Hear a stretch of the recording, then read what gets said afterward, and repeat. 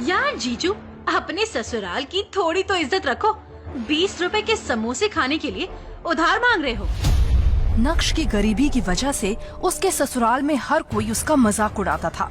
आज उसकी साली भाग्या ने नक्श को सड़क पर समोसे उधार में खाते देख लिया तो उसका मजाक उड़ाने लगी। नक्श, माना तो गरीब फटीचर है, तो क्या हुआ? मेरे पास तो बहुत पैसा है। रोज कुत्तों को खाना खिलाती हूँ, आज तुझे खिला दूंगी। शहर के सबसे महंगे होटल ले जाऊंगी।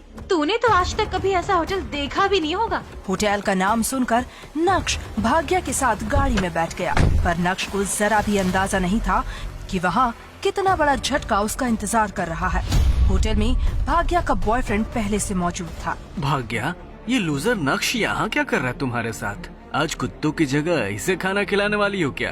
बेबी, मैं इसे यहाँ इसलिए लेकर आई हूँ ताकि इसे भी पता चले कि हम जैसे अमीर लोग कैसे खाते पीते हैं। इसे इसकी असली औकात तो पता चले कि जितना ये महीने भर में कमाता है उतने की यहाँ एक डिश भी नहीं आती।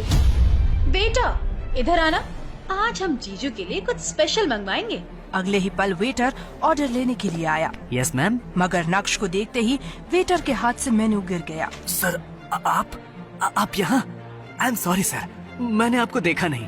बस मुझे 2 मिनट दीजिए, मैं आपका ऑर्डर लाता हूँ। वेटर वहाँ से चला गया, मगर भाग्या और उसका बॉयफ्रेंड हक्के बक्के रह गए।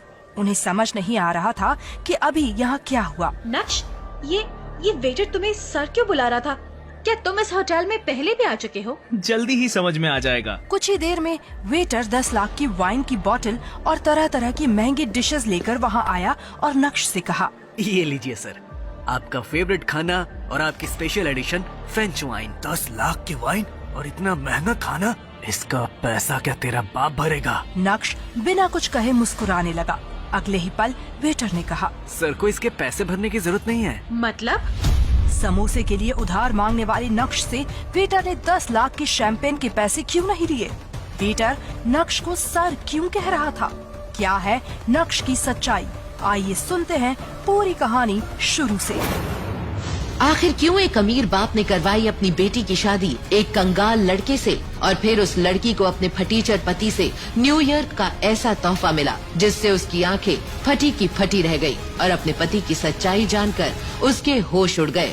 पापा ने तुम्हारे जैसे कंगाल से शादी करके मेरी जिंदगी खराब कर दी। मेरी सारी सहेलियों के पति उन्हें महंगे महंगे गिफ्ट्स देते हैं और तुम वही गुलाब का फूल और कार्ड। अनिका ने अपने पापा के कहने पर नक्श से शादी तो कर ली थी, मगर उसने ये शर्त रखी थी कि घर से बाहर किसी को ये पता न चले कि वो उसका पति है। नक्श उस घर में घर जमाई बनकर रहता था, मगर